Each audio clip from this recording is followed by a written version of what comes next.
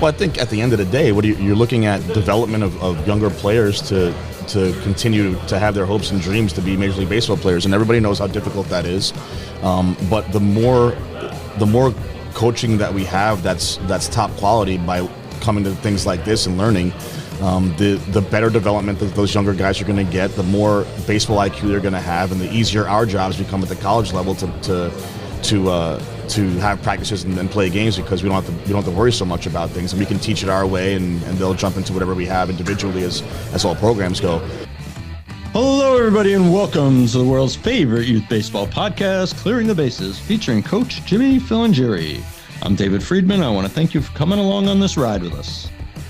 When you look and listen to all the guys that are on these stages and talking, and the information that they're giving as far as drills and skills and things like that, a lot of what they're talking about is baseball IQ. Now, the drills and skills part, like, everyone has drills. There's billions of drills out there to help outfielders, catchers, infielders, pitchers, whatever the case may be. But more importantly, it's the team play. A lot of guys are talking about having batting practice and using that as an opportunity to teach guys going first and third, or when to throw home from an outfielder, not to throw home, or the catcher, if the guy's a 1-7, don't throw that ball in the center field. Just eat that ball, have him at second base, and hopefully we get another pop-up or something like that. But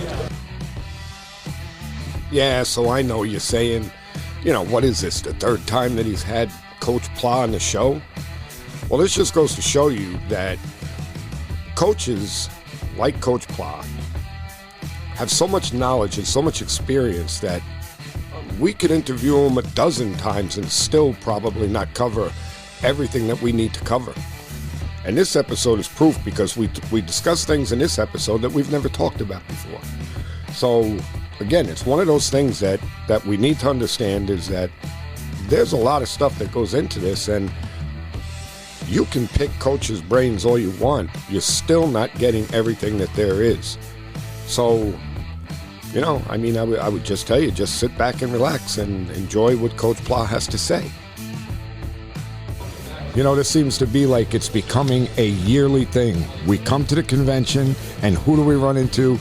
Anthony Pla. And I got to tell you, I love this. What's up, Coach? What's going on, Jimmy? How you doing? Good. How's the show this year? We'll find out. It's going to be, we've gone to 12 or 15 different sessions, and it's been awesome. And there's still some more great things that are coming. The hot stoves tonight, everyone's looking forward to those. There's phenomenal speakers everywhere. The expos was really cool to walk around, and you're meeting so many old people that you're friends with, and then all new people that you're hanging out with and stuff. It's been pretty awesome. This whole thing, 8,000 coaches, I think it is, or something like that. It's crazy. It's crazy. I've been telling everybody when we first came in, Vinny is first time here for my son, and he saw some people lined up registering. He goes, "Wow, Dad, there's a lot of people here." I said, "That's like nothing. Wait until tomorrow." Oh, it's great though. It's great. The camaraderie here is fantastic, and all you hear from other people that go to other conventions, other sport conventions, it's not like this one. Everyone's willing to share. Everyone's willing to have a conversation. You just jump into someone's little circle, and you can have a conversation and being part of it. It's awesome. It's really awesome. Again, the same thing. I was telling my son that I'm actually exhausted from talking. So many people shaking hands, how you doing, having conversations, having people on the show. It's great too, though, isn't it? Yeah. Oh, you're kidding? I love it. Oh, it's great. I love it. I wouldn't trade it for the world. I look forward to it every year. The thing that amazes me is it seems to come up really quick every year. I don't know why. It seems like I was just here, and then bang, we're here again. I don't know. Maybe it's because I'm becoming old. It's possible, but I think everyone looks forward to it so much that the excitement really kicks in, right after Thanksgiving. That it's right around the corner. Everyone's going to get there, and you're looking forward to who you're going to see and who you're going to see again, and looking forward to when the ABCA puts out what the speakers are on the main stage, on the youth stage, and it's really it's an awesome experience for everybody to come. First timers, guys have been here for 35 years, whatever the case may be. It's such an awesome experience. It kicks off the year. Yep. Everybody gets super excited to get back to their programs and put new things in and just kind of get the ball rolling. So I understand that completely, because it's always like, oh, it's already here, we got to go, and then everyone's all upset when it's over. So yeah. But at the same time, everyone's also very excited to get their season started. So It's a pretty cool thing. But like you said, this is it's only my fifth convention, And, like you said, first-timers come here, you get used to everything. And then, as time goes by, you meet people, you meet more people. Next thing you know, you're walking down the hall, you're shaking hands with people, and you're talking to people. And it's just, like you said, it's a great fraternity. And everybody respects each other. Everybody is happy to see each other. It's a great atmosphere. It's an awesome thing to be a part of, and I like the fact that you use fraternity, because it really is. We call it more like a brotherhood, and sisterhood, because there's a lot of softball coaches here too. That and some females now are coaching baseball, so it's really cool to see. But at the end of the day, I think there's some great content all over the place. You can take what you need to bring to your programs, and there's something for everyone. I think that's the other part of this. That's pretty important. Everybody can get something out of this, whether you're an 8U coach or a pro guy. So I think it's a great thing for everybody to be here, and I wish everybody could get here. There's 15,000 people in our organization, and I wish all 15,000 were able to get here. But great place. We're here in Texas, and it's. I've had a blast so far, and it's not even close to over yet. Even though tomorrow's the last day, but there's so many more things to still do. So yeah. All right, so let's jump into a little bit about your program. What's new this year? I don't know if anything's new, to be honest with you. I think the biggest thing that we're looking at this year is going into the 2024 spring is that we'll have the most experience on the field that we've ever had in my 16 years there. Good for you. We have 10 seniors this year, Great. All of which have had a lot of game time experience, have been in tight situations, tough situations. They've all won ball games. So looking at what we have coming in this year, even with the new guys, like there's a lot of more pride going into this year. We won 12 games last year, which is the most we've ever won, and I know it's not saying much, but for our program, it's saying a lot. It's like winning 100 in other places. So moving into taking that and having a great fall, probably the best fall we've ever had, and the 6 weeks that we had fall baseball. Guys are excited, and the guys are all jacked up to get ready to go. And with the guys that have the experience, they're finally starting to become some leaders there, which is great to see. And I think everyone's really looking forward to getting back out there and getting started. Unfortunately, we go back. We're in the Northeast school. We're going back into the cold and snow and everything like that. But regardless, I think whether we're inside or outside, the guys are ready to get going. So we're pretty jacked up about it. So I'm going to take this, from last year, same time we spoke last year, to this year, what you're telling me about your program, and I think I said this last year, and I'm going to say it again, your program seems to be moving in the right direction. Every time I talk to you, the program's getting better and better and better, and that's a testament to your coaching ability. It's a beautiful thing. I'm gonna correct you on that, because I do believe in my skills. I do believe in my coaching ability. And I take a lot of pride in it. However, if it wasn't for Coach Vince Connor coming in as my assistant coach 5 years ago, there's no way we would be in the place we're on right now. He's done such a tremendous job with recruiting, with our pitching staff, getting us to a point where we now have 17 arms, where I was only like around 8 when he first showed up. But the amount of things that he's been able to help us with in that sense with recruiting and with the pitching staff has been unmatched in so many levels, and I'm grateful for everything he's done with our program in that way. And he's going to get into some more things this year, which is going to be good for our program. But just in that alone, that's the main reason why, since the first time we talked to now, we've starting to go up every year. And obviously, I wanted to do that all 16 years, and in many ways we have gone up as a program. It's a full year long program. Many people know who we are now. Our camps have gotten bigger because people know who we are. Social media has done a great thing for us as well. Our university is growing. They're building on our campus. There's a lot of great things going on. We are the first ever HBCU, as I know I mentioned on this show a few times. And, a lot more kids are more comfortable going into HBCUs, so that's also helped as well. But Coach Connor has been such a tremendous part of us, and he's an extension of me. I'm an extension of him, and we roll off each other really, really well, and he's done a great job. So I appreciate your words, but, he has a lot to do with that. Well, the thing with that is, all great coaches, will never, ever take the credit for what's going on, Just what you did. Now, I know it has to do, you're the guy at the top. You're setting the tone. And yes, don't get me wrong, I know that Coach Connor's helping you. But again, one of the things that always amazes me about coaches, good coaches, is that they're humble. And, I know that Coach Connor is probably a great addition, helped your program great, but you're doing a lot of great things too. I appreciate that. I worked really hard, and the ABCA has helped in many ways of that. When COVID happened, we had a pretty hard reset where we just kind of went back to started from scratch. and the convention has a lot to do with that. The people that we've met along the way in the ABCA, our outfield chatter guys have been awesome with it. Ryan Brownlee, who's on the ABCA board here, he's been a great mentor to us all and has helped along the way. But there's not one person in here that's going to tell you that they've reinvented anything and they've stolen stuff from everybody. So everyone in here, has been a part of this transition, including yourself, to be honest. So it's been pretty awesome to have these conversations and stuff. It always gives me more of a, I leave these conversations a little bit happier about what I'm doing, that there's people that notice what we're doing at Lincoln. And, it's a great school, again, first HBCU, and we're prideful in that and our history, but we're also taking pride in the history that we're making right now. We broke 28 records last year as a program, which was amazing. But it's a testament to everyone that's part of our program that I've been able to bring in over the years, and it's been pretty cool to see the transition and moving forward. Now it's a matter of can we keep it going? Well, I got to tell you, I was trying to think when it was probably this past fall. Okay, I got so excited because I was talking to a parent of one of my former players, and he's a senior in high school right now, and he was talking about him, what school he's going to go to, who's looking at him, this and that, and he's running through a list of schools, and he said Lincoln University, and I went, what? So he goes, Lincoln's looking at him. Why?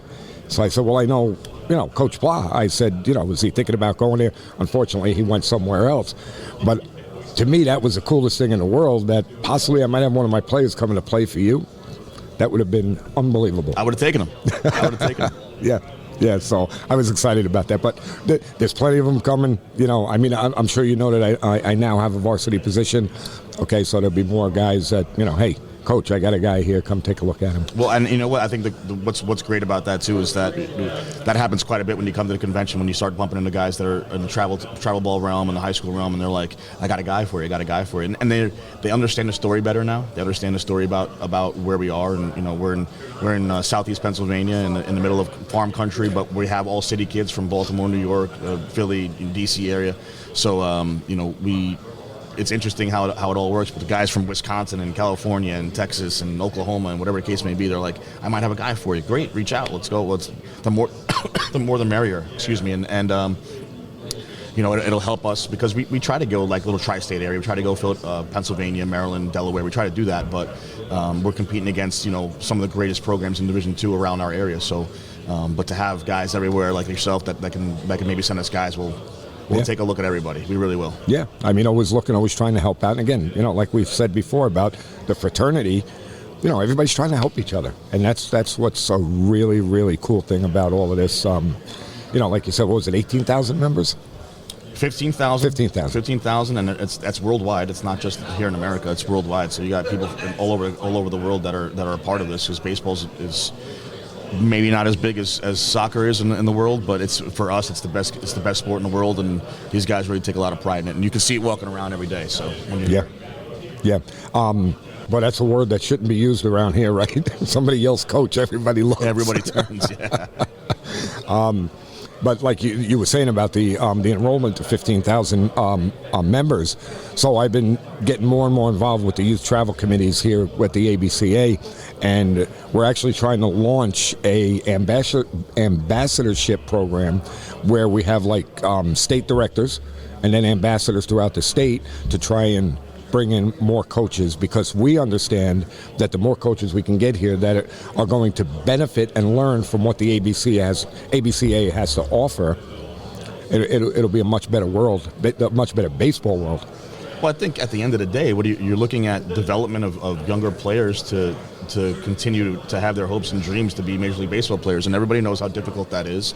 But the more coaching that we have that's top quality by coming to things like this and learning, the better development that those younger guys are going to get, the more baseball IQ they're going to have, and the easier our jobs become at the college level to have practices and play games, because we don't have to worry so much about things, and we can teach it our way, and they'll jump into whatever we have individually as all programs go. But I think what lacks in a lot of ways, and I've heard about 8 or 9 coaches already on stages talking about how low the baseball IQ is and how low the fundamentals are, and the more individuals that can get involved like what you're trying to do, I think it's a great idea, because it's going to give more quality coaching in areas that probably need it, and can get more players out there and make baseball more fun and give guys more opportunities to learn. Nowadays, it seems as though, and I don't want to be the guy that says it all the time, but it seems as though it's just about travel ball, playing tournaments every weekend, and not practicing very much. Whereas when I was a kid, it was only practicing. You only played a few games. So, everyone here is talking about the same thing. So bringing something like that along, getting ambassadors of the game that are going to be willing to help individual coaches and get more coaches here. I mean, we went to the rookie mentorship meeting the other night, and God, the room's packed. Yeah. And we had a great panel of individuals up there that shared their stories. And I was on that panel a couple of years ago, and I won't miss that meeting because I feel like I'm going to learn something every time I go to it. And having an ambassadorship like that will only increase the population of quality coaching that can help grow our game, and who doesn't want that? Right. I love the word quality that you used. Yes, it's quality coaching because, like you said, the fundamentals. I see it at the high school level, okay, where simple little rudimentary things like leads off of first base, and everybody on this show has heard me say it a million times because I always talk about leads off of first base. Like you had mentioned, baseball IQ. Last year we had an important game, bottom of the seventh, 0-0 game, runner on second base, no outs, okay? And I'm like, and I'm the home team, we're up. I'm like, we got this game won. I got to run on second base, no outs, bottom of the seventh, tie game, right? Batter hits the ball to third base. The guy from second runs right into the out, tags him, throws the first, double play. That's baseball IQ. That's something that, I don't know, as a high school coach, I didn't think that I had to teach my players that if the ball's hit in front of you, don't run into it. Okay, but to your point, we need more guys at lower levels that are teaching this kind of stuff so that by the time they get up to high school and eventually up to college, that you don't have to deal with it. I don't have to deal with it. We could work on, like we talked about earlier, about the mental side of the game, the finer points of the game. Those are rudiments that should be done already. I mean, I agree, and when you look and listen to all the guys that are on these stages and talking, and the information that they're giving as far as drills and skills and things like that, a lot of what they're talking about is baseball IQ. Now, the drills and skills part, like everyone has drills. There's billions of drills out there to help outfielders, catchers, infielders, pitchers, whatever the case may be. But more importantly, it's the team play. That a lot of guys are talking about having batting practice and using that as an opportunity to teach guys going first and third, or when to throw home from an outfielder, not to throw home, or the catcher, if the guy's a 1-7, don't throw that ball in the center field. Just eat that ball, have him at second base, and hopefully we get another pop up or something like that. But at the end of the day, like you're looking to try to increase the population of the game at the younger levels because we're losing some guys to other sports, which is understandable. But when you can increase the level of baseball IQ to these guys, it's going to make it more fun for them because now they understand the game better. And, I remember being a kid and going to the games with my dad. My dad was a AAA ball player with the Orioles, and he didn't really teach me much about the game. He just wanted me to watch and enjoy it and have fun with it. And as I got older, I learned more and more why he did that to me, because if he just taught me stuff, I would have just gone by what he said. And now, all these years later, this is my 23rd year as a coach. So all these years later, I've learned so much more being on the coaching side. I umpire a little bit too, so that's kind of fun as well. But I've learned a lot about from the umpiring side as well. So there's just too many aspects of the game for an 8-year-old kid to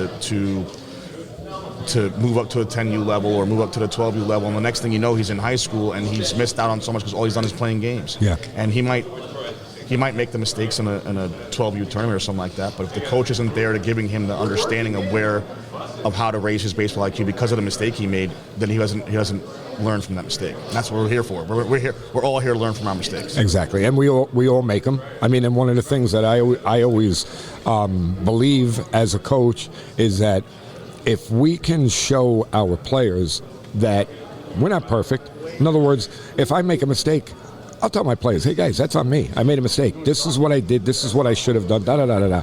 They understand that, hey, coach makes mistakes too. It's okay to make mistakes. 100%. Right? And the other thing that you said that I wanted to get into a little bit was very important. What you said about your dad, okay, that he let you go out and do your thing and learn on your own. Okay, that seems to be a common theme with a lot of coaches that I've been talking to lately, is that like the old school way, like the way I learned, because, when I played ball, we didn't have instructors and trainers. We went out in the street, we played ball. That was the end of it. We learned the game on our own. And I think that that's very important, because if you teach yourself how to do it, you're going to remember. It's going to be that muscle memory. You're just going to do it over and over again, where if somebody is telling you, you're not going to remember it so well. Well, I think the reinforcement part of things is important in the training sessions. So when you go if you're paying somebody to go to a hitting to a hitting coach and all he's doing is telling you you're doing a great job, but you're not learning and understanding the feel of your own swing. And that word's been thrown around a lot this weekend, and it's one of my favorite words. Like I want to know if guys can feel what they're doing, or more importantly, I want them to tell me what they're feeling, so we can then take that individual and build his processes around that, what he's feeling. But at the youth levels, I mean, you don't see it as much. I mean, there are a lot of quality programs out there that are doing some great things, and I feel like you're giving these kids an opportunity to learn, which is great, but you're not giving them an opportunity to fail on the field so they can learn on the field. And I can be talking out of my rear end right now, but at the end of the day, we're losing kids at a very high rate at the youth levels. Little leagues are dropping that left and right, and we don't want that to happen. I had some of my favorite memories of my life and my childhood are from Little League. I don't know why I just got emotional thinking about that, but that was pretty cool. But I remember being a young guy going to Little League World Series as an 11, 12-year-old and remembering those days. I remember my first time coaching at 21 years old when I had a 12-year-old team. We went 37-7, and I had guys like George Springer on that team, and I tried to make that experience just as I had mine. And there's a quote from somebody years ago that I learned, and it says something to the effect of, be the coach who you wanted when you were a kid. Yes. And the one that I wanted as a kid was someone who was going to make it fun for me, that someone's going to be hard on me to make me learn. But at the end of the day, the learning part of things was what I wanted. I wanted to know why. I wanted to know the why in a lot of ways. Right. And you see some of these coaches that really aren't teaching the why, and I think your ambassadorship, Jimmy, is going to help that process and help give some more of these kids the why. Yeah, very, very, very important. But I do want to touch on why you got emotional, okay? Because, go ahead. Because again, to me, and this is my opinion, this is what I see from that, okay, is you're passionate about what you do. Okay? I love it. This is awesome. Right? I don't want to do anything else. Right. And I mean, my son will tell you, I'm the same way. I'm very emotional. Okay, certain things in baseball will trigger me to get emotional over things because I'm passionate about it. I want to help the kids. I want them to succeed. I want to do the best that I can for them. Okay, and that's again, I guess it's part of being, the emotional part is getting the result out of all of that. You see that result, you get emotional because you're happy for people. When the kids have the light bulb go off, or they have that aha moment, whether it's in a winning situation or a losing situation, but when you see a kid finally get it, whether they're a 10-year-old or a 21-year-old, it makes it makes you feel like the job that you're doing is finally getting to them. And sometimes, for me at the college level, I may not get that aha moment until they're 25, 27 years old in the working world, and they're getting married and they're getting ready to have kids, and they call me up and say, "Coach, man, you were right about everything." And I'm like, well, I'm not going to try to lie to you. Because at the end of the day, no one. When I was a kid, I didn't want my coaches to lie to me about anything, so I'm not going to lie to them about what it's going to be like when the real world hits. Because we're trying to teach young men coming to our programs at 18 years old to become young adults that can stand on their own 2 feet. And at the younger levels, at the 12-year-old level, I just want them to be able to love the game and have passion for the game as we did. You mentioned something before that is a lost art, right? These kids don't go out and play baseball on their own anymore. We used to go on the street. I'm a New York guy, New York City guy, just like you are. So we used to go out and play stickball, wiffle ball, whatever it was. We did whatever we wanted to do, and we didn't come home until we came home. Right. And nowadays, and I'm not blaming video games or anything like that, but it just doesn't happen as much, right? We'll call it what it is, a spade here. And to watch the game decrease at the lower levels, but increase at our level and the coaching level, because so many more people want to be coaches. Yeah. That stems from the relationships that they built as young kids, the experiences that they had as young kids. They want to stay around the game so much. Right. Again, like I said before, that rookie mentorship meeting has, thousands of people in it. Yeah. The first night, it's the first thing that anybody does, and there's tons of people, and there were great questions and great opportunities to learn about stuff. So I got emotional before because when I was thinking about it, as I was saying it, I thought about all the coaches that I had, all the friends that I've made, and all the great times that I had. Were there some bad ones? Yeah, absolutely. I struck out in a Little League World Series to end the game with bases loaded. I was crying my face off. When I asked the umpire, was that a ball or a strike? I just fouled off 6 pitches in a row before that. I thought I was going to get on base with a walk, and I didn't. So, I laugh about it now, and I look back like it was, but that was such a great learning experience for me to be able to deal with failure. Okay. And And there's a lot of conversation about that going on this week, and it's just awesome. And to hear guys like yourself that are still involved in the game at the youth level in my hometown that are still trying to build a game, it makes me feel good about where we're going. Yeah, I agree with you. I think that we're heading in the right direction. More and more, I'm talking to people that understand that, education is a way. I talked about it on the show with I think it was Devin Morgan from Driveline when we were talking. It might have been somebody else. It doesn't matter. We're teachers, okay? So most people, like if you're a math teacher, you're a social studies science teacher, you have to go to school, you have to learn about being a teacher and how to teach. Otherwise, you're not going to teach. Well, in the baseball world, that's not the case, but yet we're still teachers. So the more people understand that you have to educate and you have to learn and you have to better yourself to have some type of, we'll call them credentials, to be a coach, okay, then that's going to make everything better. I agree with you, and what's funny about that? Now there's all these certifications out there, right? And I don't knock the certifications because some of them are fantastic. The NPA guys, the Driveline guys, the USA guys, they all have these certifications. And then when you leave here and you kind of get out of the ABCA Convention, you leave with a certification that you were here. And I think all those are great. But at the end of the day, the greatest teacher is failure. The greatest teacher is by doing.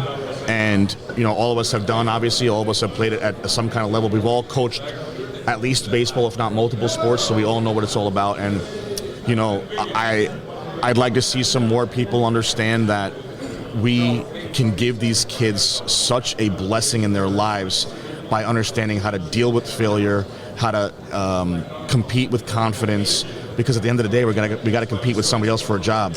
And I got to be able to do that with confidence, and I got to do that with my back straight, my chest out, and I got to be able to be assertive in what I'm doing. And just like we want a kid to go after a baseball, to attack the hitting zone as a pitcher, to go after a ball when they're hitting, like those things are so important and vital. But baseball is just an avenue, just like any other sport probably is, I'm sure it is, to what life's going to be like later on, and being able to deal with all that stuff. So to me, it's such a trigger being here to don't forget where I came from. Yeah.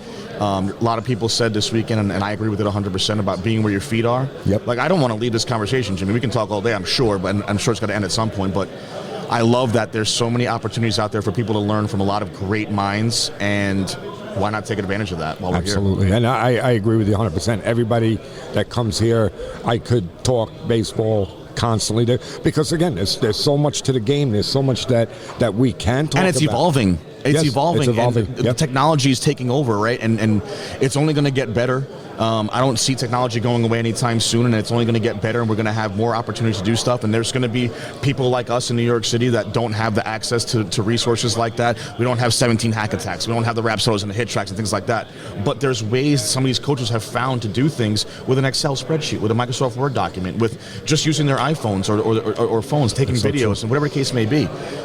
Stopwatches are a great thing. Yeah. And we all know how to use them, and we all want to use them. So there's ways to get the same kinds of data that will help you individually help a young kid get better at the game by creating a skill set and processes for him, or drills for him, that are going to help him individually. Are there things that are cookie cutter? Jimmy, of course there are. Oh, yeah. But at the end of the day, individually is what we're looking to try to help these guys build their own brand, build who they are as an individual. But at the end of the day, they can't do it without confidence. Exactly. There's no doubt about it. So like we said, Anthony, we could talk all day. Unfortunately, limited on time today. But listen, I've said this to you before. You were one of my first guests, so you have a special place in my heart for agreeing to come on my show and to help make this show what it is.